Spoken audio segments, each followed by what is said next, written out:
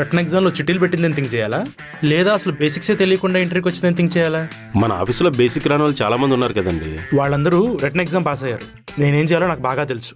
అయినా ఈ టాపిక్ ఇక్కడతో ముగిస్తే మంచిది.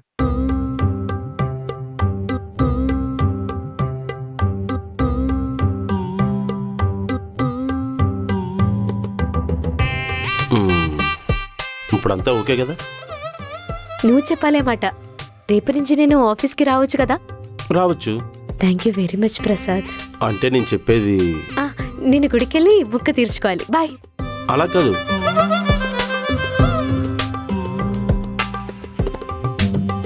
ఏంటి మావా, కుట్టికి జాబ్ ఇప్పించావా మన ఆఫీస్లో? నా పొందాన చేద్దాం. ఇంకొకరికి జాబ్ ఇప్పించేంత కెపాసిటీ నాకెక్కడుందిరా? మరి తనేంటి థ్యాంక్స్ చెప్పి వెళ్ళిపోతుంది? ఆ విషయం నా వల్ల అవ్వలేదని చెప్పేలోపు మిస్అండర్స్టాండింగ్ చేసుకుని వెళ్ళిపోతుంది. అయితే మరి జరిగింది చెప్పేయచ్చుగా. అది చెప్దామంటే నాకు అతను పారిపోయింది. మరి రేపు తన ఆఫీస్కి వస్తే హెచ్ఆర్ నన్ను చంపేస్తాడు. అయితే ఎల్లుండి నీ చిన్నదనం అన్నమాట.